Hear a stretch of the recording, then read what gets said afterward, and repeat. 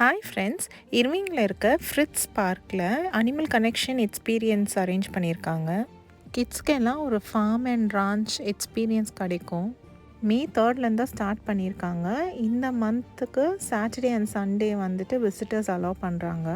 Fani rights, feeding த அனிமல்ஸ்னு நிறைய activities இருக்குது கிட்ஸ்க்கு.